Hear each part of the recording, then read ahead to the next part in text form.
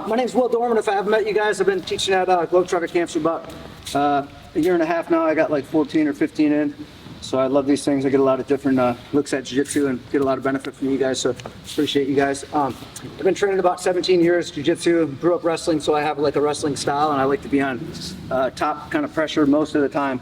I got this Turtle Slayer name. This guy Jared Farabhan out of Minnesota brought this up throughout the years, and the guy's a wizard with stuff for turtle things, but kind of took the name. I love the name. It's a pretty cool name. But preemptively, the turtle kind of, before that even happens and someone gets tight turtle and the elbows are, nice and tight against the body, they got their hands all crossed and it's pretty miserable to get inside of there.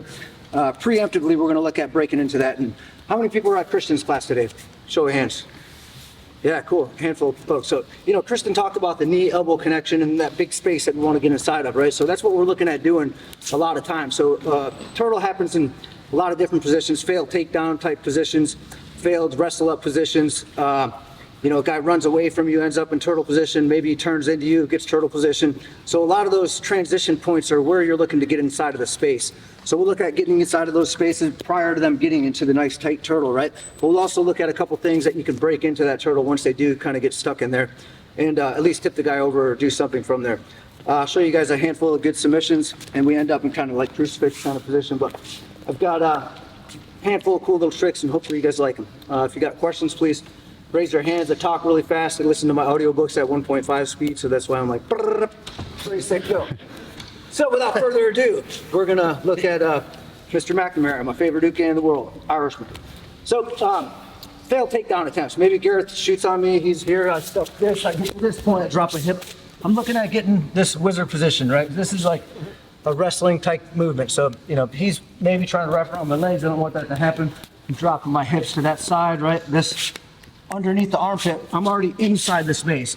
So really, if I want, I can shuffle the eye and start working into taking the back things. I don't like to take the back ever, so I kind of stand front here. First one we're going to look at is that failed kind of takedown or wrestle up type position. He starts trying to grab my legs and things like that. So I like to stay here. He's trying to grab my legs and move around. I get this wizard position, get my leg kind of free. From that point, I'm always pushing on his head. I want to keep his head postured down, right? And also I'm looking to get inside of these spaces between his ears and his shoulders. So this hand that's underneath his armpit is looking to get to that kind of far side. I keep this pressure on his head with my forearm, and then I connect my hands together. I can use an S grip initially, and then I work into a gable grip most of the time. So S grip kind of tightens this out, and I can put his face on the mat. Then I'm going from this like 45-degree angle, getting past his arm here, and I'm gonna shift out to right in front of him here. So I'm gonna go straight out in front of him from this point, get my head to the other side, I lock my hands together. My right palm is down, left palm is, back of my hand is on his chest, right in the middle of his sternum. Then I'm looking at breaking this elbow down. That's gonna be like a little base. So I use my elbow, kind of move that elbow out of the way, right? So I get to this point, get this wizard S grip, head goes down, start putting pressure on his face, gable grip the hands, head goes to the other side, pull this arm in. Now I'm gonna violently roll and stuck my head in this little window that I've created. So I wanna get inside of this space. And a lot of times people go to anaconda chokes and things. I like to roll all the way through and get to a dart. So I'll show you what that looks like. Here, gable grip, clamp that elbow out of the way. From this point, my head is nice and tight and connected. I'm pulling him tight to me. I dive through that little gap there, here, all the way through. And that's when I slide my hand. So this puts me on top and it creates like a scramble position. I'm pushing his head still. This hand looks to go right here. So that's why my hand was gable gripped like this initially. I just slide right into that position. And now from that point, I get off my knees. My hand starts climbing up his back and I take that space away. I drive my chest into this side of his head, which cuts off this near side carotid artery. This one's getting cut off by the other hand here. So to finish that choke, you can maybe finish here. I like to get off my knees, put my chest onto his shoulder, and then I start walking up here to take away a little more space. You get the Darce choke from there. So one more time. Garrett's here, sprawl, wizard position, get past that arm, push his head to the mat, S grip my hands, forearm is on top of his head, move to the side, move that arm out of the way, dive through that gap, all the way through, pull my hands, push the head, slide, lock up, Get on back of the shoulder, get off your toe or off your knees, on your toes, squeeze and drive your chest down to finish that Darce choke. Does anyone have questions on that? Anyone need to see it again? Okay, let's do it. 1, 2.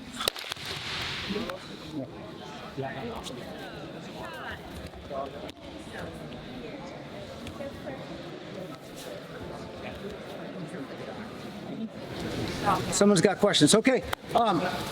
Yes, sir. What I noticed is lessons, what I use it to overroll, so you're kind of like ending up on the wrong side of the Darce. Yeah, so overrolling is kind of what I like for the creation of this position.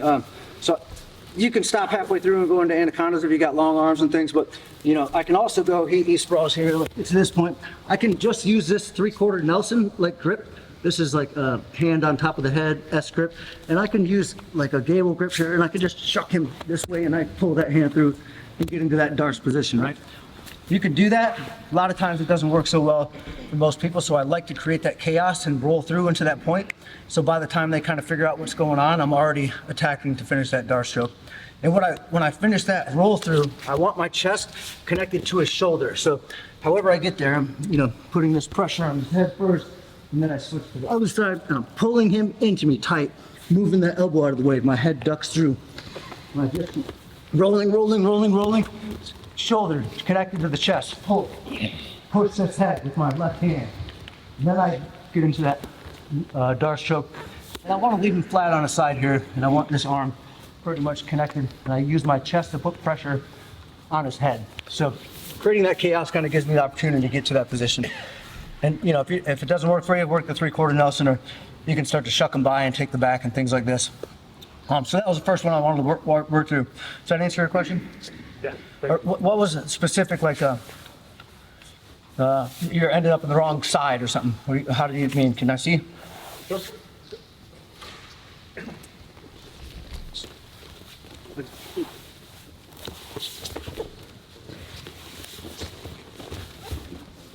Good. So overrolling, you mean you flatten them out there? Yeah. So that's fine. You just need to get that hand through now, whatever the Darce hand is, and I try to work him back. Now he's flat. He doesn't really have much of a base, and if that first time didn't work, maybe he starts to get up to base, and you 3/4 Nelson, and then work into the Darce choke again, right? Or you can just shuck him by and take his back from there. If you end up overrolling, but once you feel the position, you roll into that place and get that connection with your chest.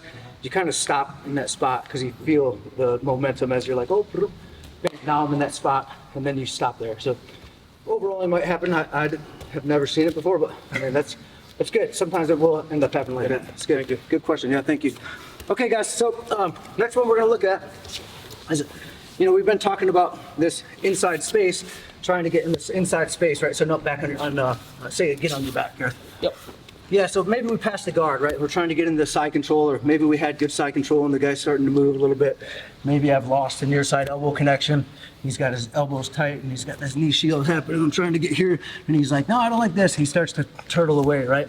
So this, initially, I like to try to grab that arm automatic. So when he starts running away, this is normally gonna be there. Even if he keeps that elbow tight, I'm in here, I've got maybe knee cut type pass. I'm like, get to this point, staple the arm, I threw, he starts running away. I've got this arm that's gonna end up being there. There's gonna be something, this elbow can't stay tight enough for me to not get inside of there. And I grab this other arm, if I can, and grab that arm, stop him from rolling away. So it just stops it quickly. I get inside of this armpit here, or his little elbow pit. I use my elbow and his little floating ribs to make it a little miserable, and he doesn't like to run away at that point. He's like, no, I don't want to run away anymore. So I can kind of throttle that a little bit. Makes it miserable. Not to say to break your buddy's ribs, but this is pretty much a lot of pressure. I'm on my knees right now, but all the time I want to be on my toes, putting pressure on this person. So they feel my weight all the time. Right now as I talk, if I was putting pressure with my knees, it wouldn't be so good for Gary. So I try to catch here. As soon as that happens, he normally will stop and come back. So when he starts to come back, I automatically feel that momentum. And this is like connection to the body. You feel the movements when you get close. If you have space, you don't feel that connection. You don't counteract whatever they're gonna do. So intuitively, I feel the motion almost. So I get side control, I feel him moving that way. I'm like, oh, I don't want that to happen. Grab that arm. Elbow goes on those little floating ribs. I got pressure on his body. When he starts to move that way, I stop. He turns back. I come right over top. This is like a power kamora. So left elbow is going all the way over. This palm is up like I'm waving or something. Try to keep my elbow nice and tight. Elbow comes over top. When I drive my elbow to the mat, I shift my hips. So my left hip is going to start to shift here, and I slide his arm out into the side of his body. Right here, I can just lift up on his elbow and get a wrist lock. It's a really nice little wrist lock spot. Just by clamping this elbow and his hand against his own body. I've got his elbow trapped here. I just put pressure here, and I start to lift. And it puts a lot of pressure on that wrist. So that's the first submission that you can start playing with. But what I really like is just to get this elbow all the way to the ground here, and then I start putting pressure on his forearm, and I drop my hip, and I start to pretty much crush his forearm. It's a bit brutal on your own forearm, but it's really, really tight on his arm, and it makes a lot of pressure. So this thing will break, first we have the wrist lock, then this forearm will break, then the shoulder will go next. So you'll start to feel it when you get that position. So we get into side control. I'm trying to get here. Oh, there's Gareth going away. Catch, elbow tight, arm comes over top. Slide that hand to the side of his body. Lift up on the elbow, you get a wrist lock. Drive your elbow all the way to the mat. Drop my hips, turn my body, and I get that forearm crusher. Really nice forearm smasher. One more time. You can see like however your passes are. Maybe I'm here, keep these hips. Boom, Gareth turns away. Catch, elbow in that little rib, over top. Slide the hand to the spot you want. Move that wrist lock happening. Elbow to the mat, drop my hips, turn my body, get that forearm crusher. Questions on that? All right, let's do it. 1, 2.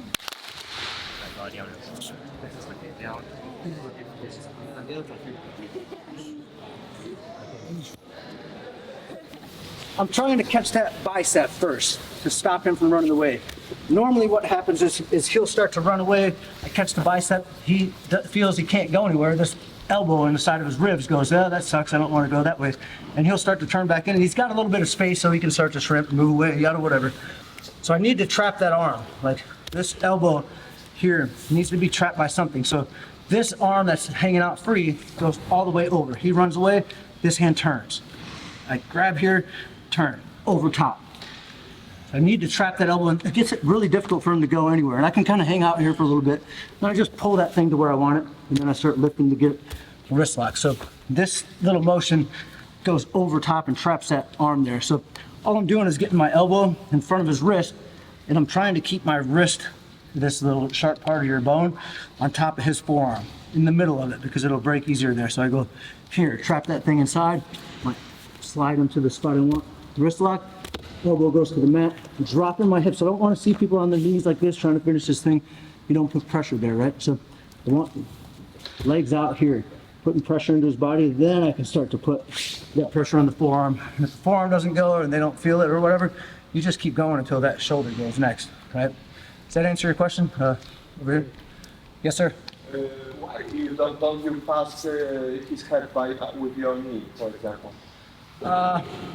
Yeah, I don't know. It's better to stay like this. I like it like this. I don't see any benefit of that because he runs away and I go here. I don't want to do any of this because I take some pressure off when I start to go there. He's got another arm that does stuff, and then I don't know. I don't go there. I like to stay here. And now it's really hard for him to do much of anything. I just start putting pressure. So if you can play with it, see which one works best, but I don't go there. Probably for that reason, that other arm coming inside and making some space. Then I take weight off, and I want to leave all the weight on him all the time. So this is what I try to do. Any other question on this one? It's a little tricky finding the grips and doing the movement. It happens fast, so it's not like it's a slow kind of thing. As it starts developing, it's like you see wrestling, no-gi, scrambled madness is kind of what's happening here. So I'm just trying to stop that guy from getting to that position that he wants to be in, and then I'm wrist locking him immediately or getting that forearm crusher. So the next one's going to be like, oh man, I think I turned away, I couldn't get inside. So switch the other way. So I passed the guard, or maybe I had side control, he starts running away from me. I'm like, oh no, I couldn't get inside. So this is important about the elbow placement and the hip control. I always need something blocking the hips on both sides of his body. I'm trying to get his elbow far away from his knee to get inside this space like Kristen talked about this morning. Maybe as I get to this side control, I missed it all, right? Automatically, I'm following this guy. I'm going inside of his leg initially. I try to pry him open and move my body back.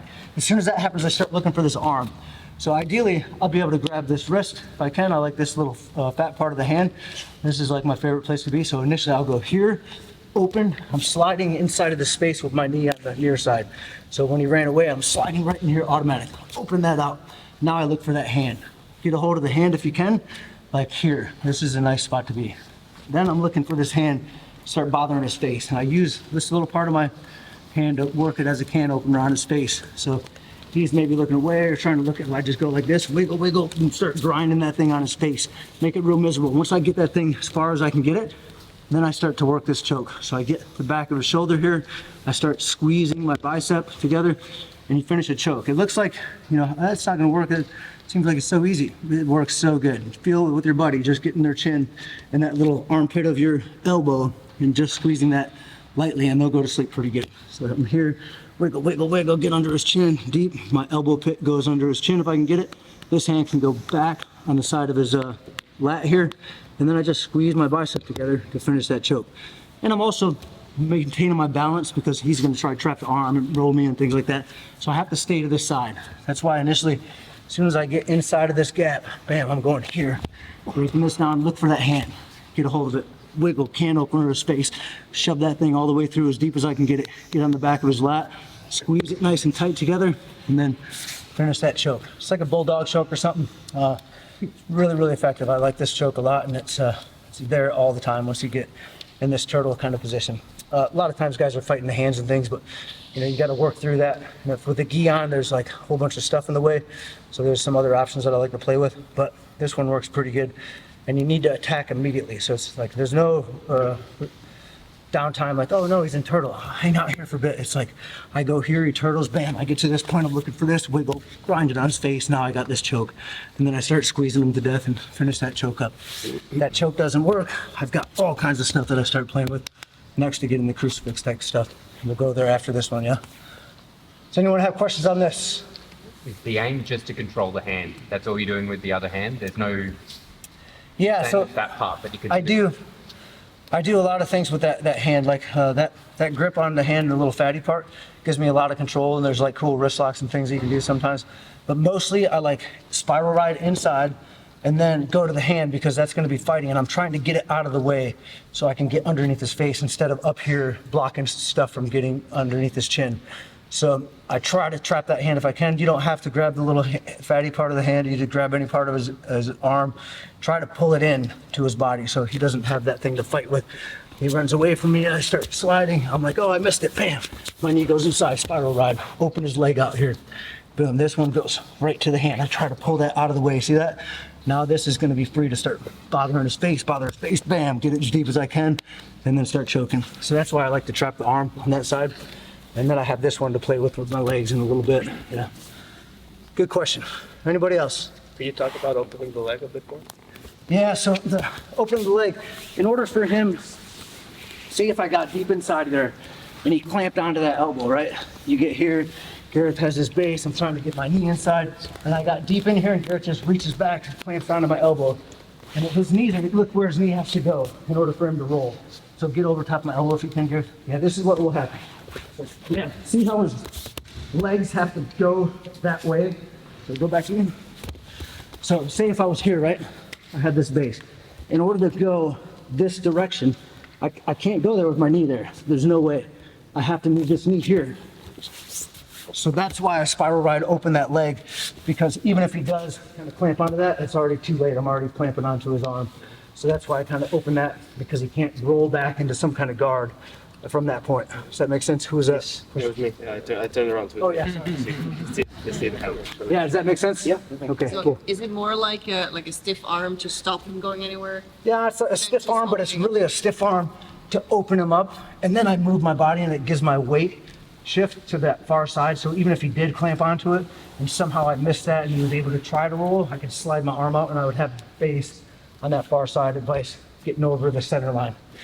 And that's a great thing to talk about as well. It's like this center line, a lot of people, attacking turtles, the guys that have the tight turtles, they'll get overcommitted a lot of times because it gets frustrating. So that's when they take advantage of those opportunities because you get over this little center line of like riding a little balance ball, right? So when that starts to happen, you got to feel like, oh, I'm not in a good spot. I need to be back somewhere and start attacking stuff. So you have to find that little balance area. So that's, you know, kind of what I look for. Any other questions? Great questions, guys. Thank you.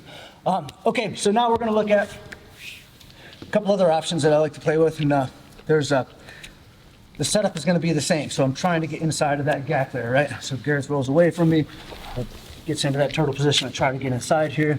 My elbow comes in, I open that up. I start to look for that far side hand. Maybe I'm wiggling this thing on his face. And this is sometimes hard to get those chokes. There's stuff in the way. His hands are doing stuff, moving in front of his head, not allowing me to get this choke in there. So then I grab a hold of my own knee. So this is gonna allow me to like pull with my lat and my leg to start to look for this near side arm. So I get in here, get that spiral ride, get my balance shifted, look for the arm, pull that thing out of the way, wiggle, wiggle, try to get that chin.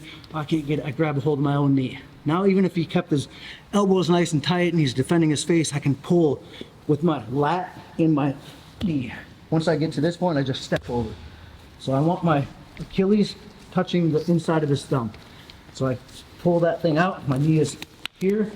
I just grab a hold of that arm with my Achilles right here. Now I can scissor my legs together and start to attack that arm a little bit.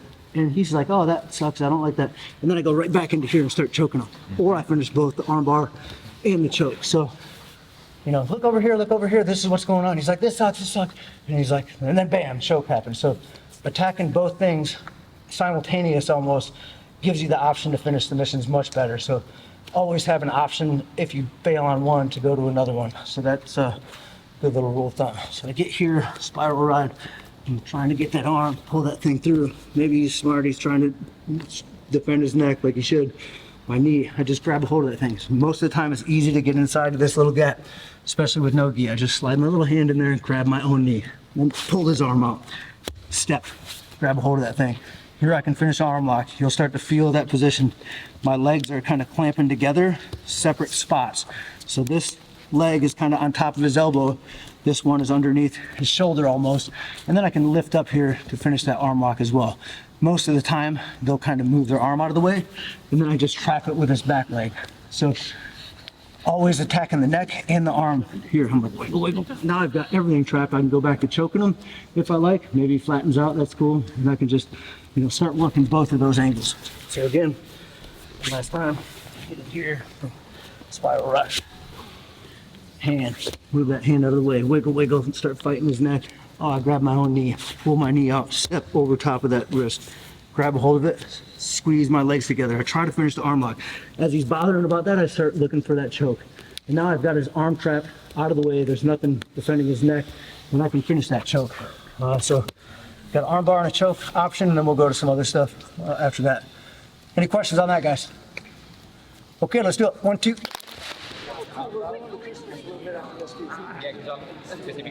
Yeah, you like that little way out of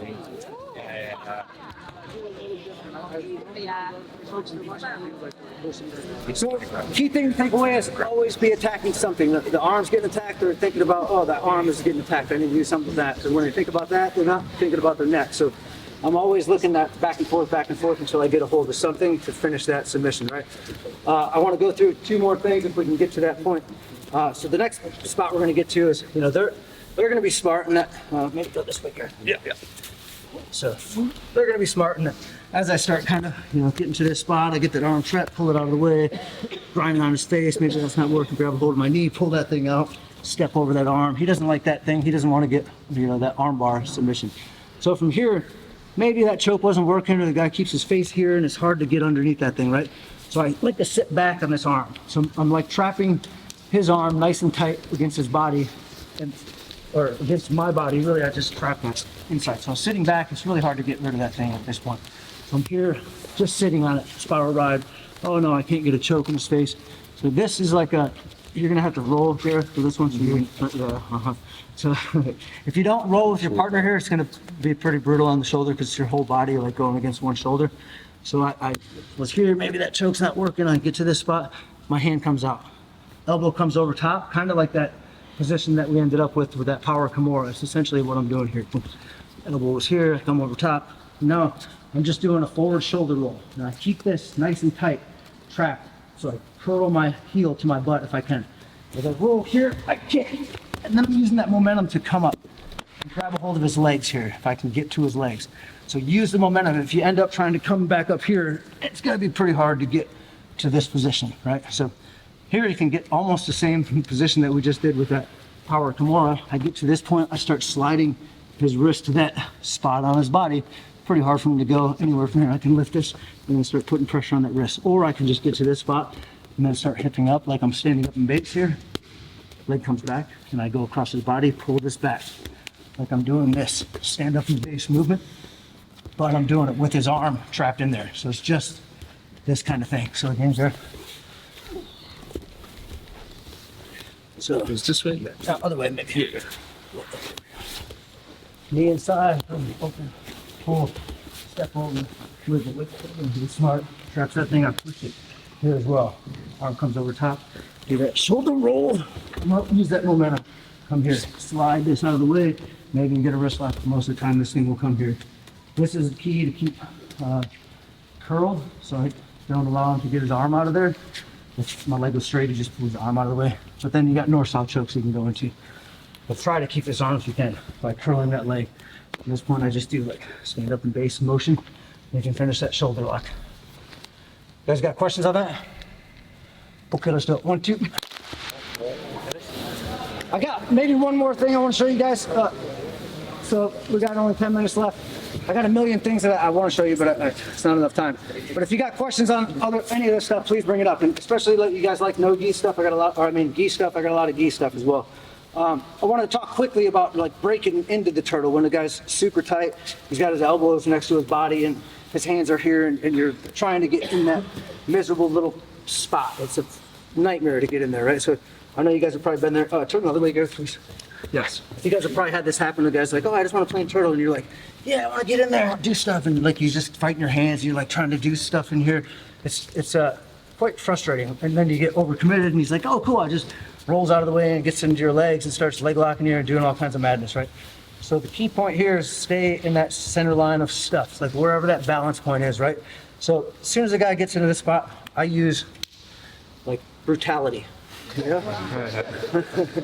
So if he has a gi on, I grab by the back of his collar, maybe his belt here, and then I use my knee in the side of those little floating ribs to make it miserable for him, with like a knee to the ribs, but also looking to get in that space to start taking up that space. So I pull up on his lat here, or with his belt and pants and things like that. Maybe his hip line, I use this for no gi. I go to this point and I drive my knee into the back of his floating ribs.